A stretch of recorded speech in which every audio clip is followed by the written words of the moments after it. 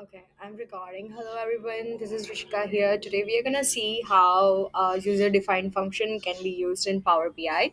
This update was released, I think, in October 2025 updates in Power BI YouTube video. So I watched there, and I was a bit busy, but I really, really love this update and would like to share with you how I am using it.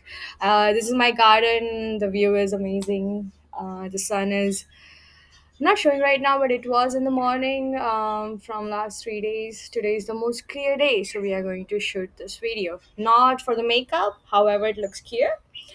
Let's get started with the user defined function. The topics we are gonna see is what is it?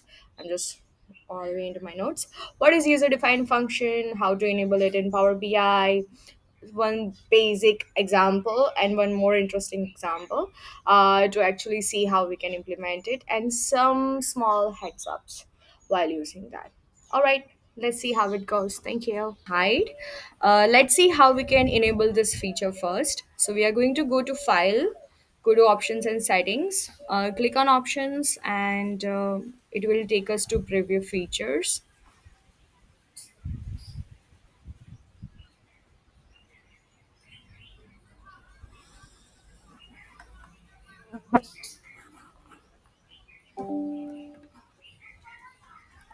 Yes.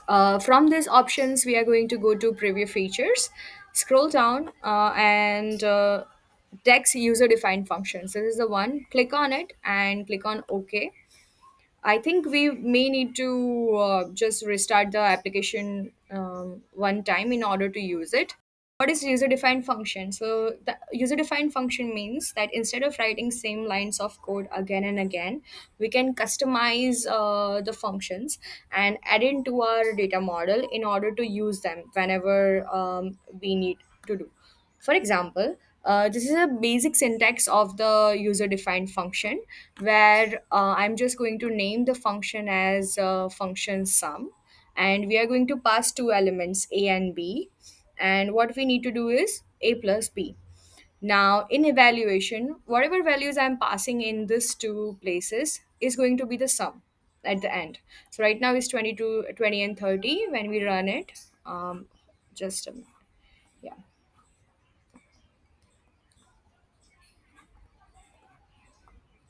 Yeah, when we run it it's going to be 50.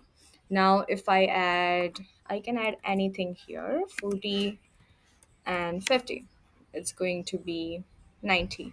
If I want division instead of sum, it's gonna be zero point 0.8. So we can see how it's efficient and it saves times, right?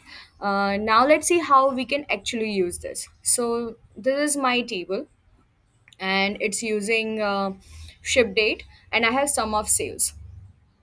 Now for running sales, we all know the code, which is a sum of sales, which is going to be total sales, and then we are going to filter out, and the date should be less or equal to ship date, max of ship date.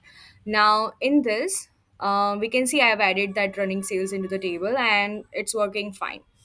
Now I need in my report I want running profit as well. So instead of writing same code, what I'm going to do is, this is how end result is going to look like. Running profit is going to be, I'm just going to create a function and then pass my measure. Now this is like sum of profit, and then when I add it into the table, it's going to be providing me running sales.